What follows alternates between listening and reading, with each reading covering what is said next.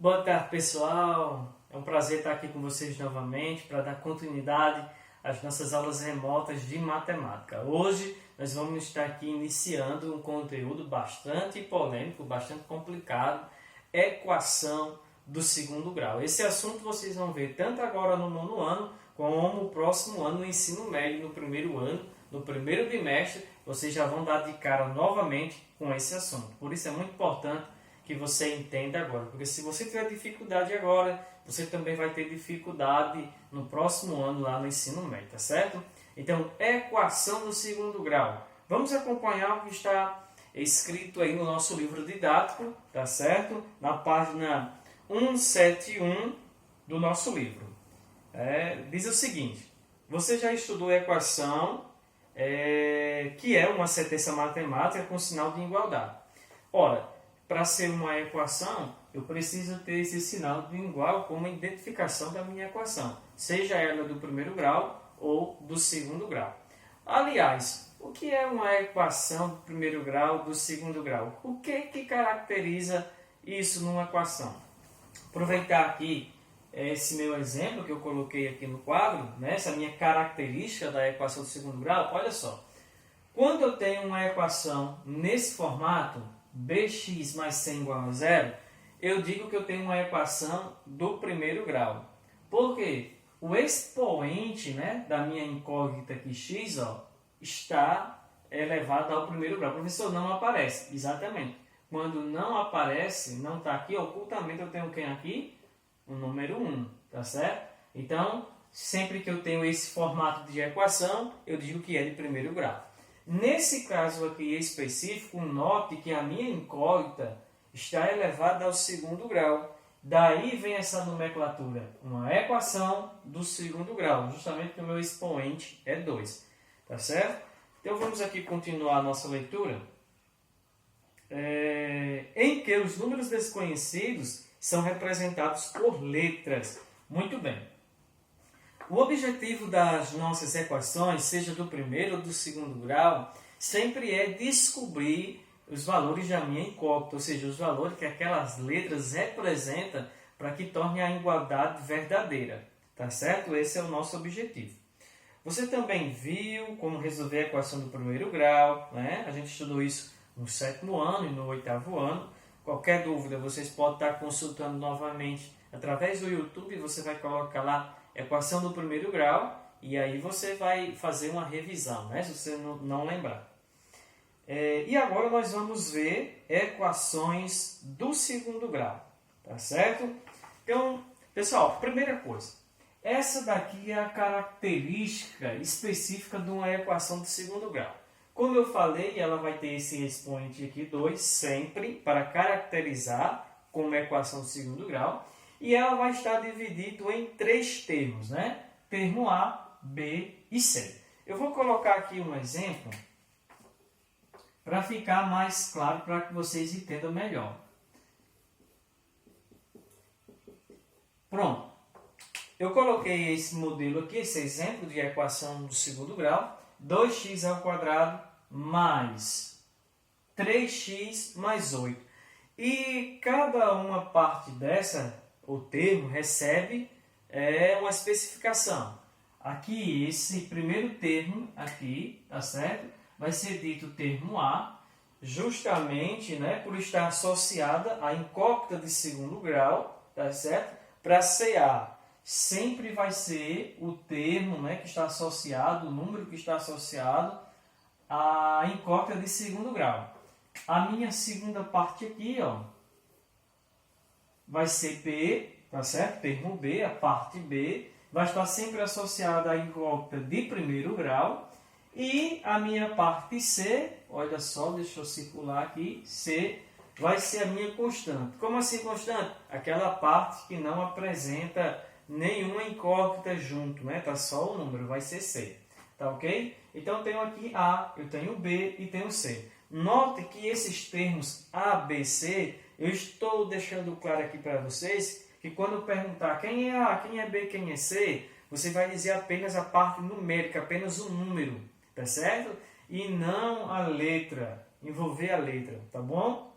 Porque o que vai nos interessar na substituição nas fórmulas, que eu vou ensinar daqui a pouco, vai ser justamente apenas a parte numérica A, B e C. Tá bom? Aí alguém vai dizer assim, professor, eu preciso memorizar isso mesmo? Não é só eu saber que a primeira parte é A, a segunda parte é B e a terceira é C? Não, sabe por quê? Porque pode ser que não venha nessa sequência. Eu vou colocar aqui um outro exemplo. Se eu tivesse 3x mais 4x ao quadrado menos 7 igual a zero. Note que agora existe aqui uma diferença. Não está na sequência natural A, B e C. Por quê, professor? Olha só, eu disse que A é aquela parte, aquele número que está associado à incógnita à letra de segundo grau. Olha onde é que está A. A está no meio, tá certo? Por quê? Porque a letra de segundo grau está aqui no meio, ó. Então, isso aqui é que é A. Quem é B? É aquela parte que está com a letra de primeiro grau, ó, que não tem nada de cima dela. Então, isso aqui é B. E, por último, aquele número, aquela parte que está sem letra, sempre será C. Então, por isso que é bom você entender exatamente quem é A, quem é B, quem é C, porque se não tiver na sequência, mesmo assim você não vai errar no cálculo, porque você consegue identificar a posição ou o lugar onde ele está claramente, tá bom? E a partir desse momento que você descobre, né, os termos de uma equação do segundo grau, você já pode iniciar uma resolução de uma equação. Mas antes é importante eu dizer para vocês o seguinte, esse modelo aqui de equação do segundo grau, ele vai aparecer quando a minha equação estiver completa, ou seja, quando ela tiver todos os termos.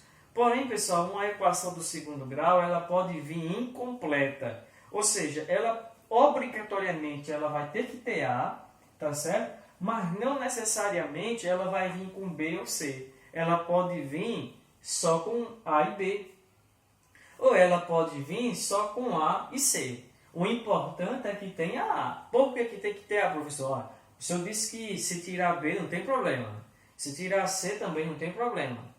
Mas por que não pode tirar A? Porque se eu tiro A, ela já não é mais uma equação de segundo grau. Ela passa a ser uma equação de primeiro grau. Olha, tirei A. Tem alguma coisa elevada ao segundo grau aí? Não. Então, logo, ela não seria a equação do segundo grau, entendeu? Então, eu posso tirar B, eu posso tirar C, mas eu nunca posso tirar A. Então, olha só, eu posso ter equações nesse formato aqui, ó. 2x ao quadrado mais 8x igual a zero. Note que eu tenho A aqui, eu tenho B, mas eu não tenho quem? Eu não tenho C, pessoal, eu não tenho C. Professor, dá para resolver quando for assim? Dá para resolver, tá bom? Aí vamos aprender as estratégias para resolver esse tipo de questão, tá bom? Mas eu posso ter assim também, ó. 3x ao quadrado mais 5 igual a zero. Então vamos aqui identificar cada termo, ó. Segundo grau, quando eu tenho aqui a letra Z de segundo grau é A. Aquele número que não tem letra nenhuma é quem? C.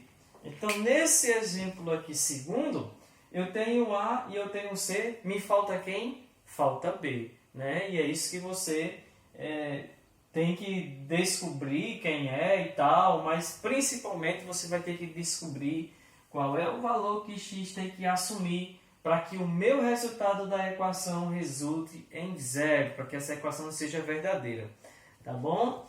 Então, pessoal, basicamente é isso. E agora a gente vai aprender a resolver esse tipo de equação. Tanto quando vier só A e C, como quando vier só A e B. E por último, nós vamos aprender a mais difícil, a mais complexa um pouco das três, que é quando ela vier completa, que aí necessita de uma fórmula, que a gente vai aprender logo mais, que é chamada fórmula de Bhaskara, tá bom? Ela é um pouco complexa para alguns, outros nem acham isso tão complexo, acham legal, fácil, super divertido, mas a maioria tem dificuldade. E essas outras duas aqui, a gente tem, tanto pode ser resolvida pela fórmula de Bhaskara, como ela também pode ser resolvida com um cálculo parecido com a equação do primeiro grau, tá certo? Então vamos aprender cada uma delas.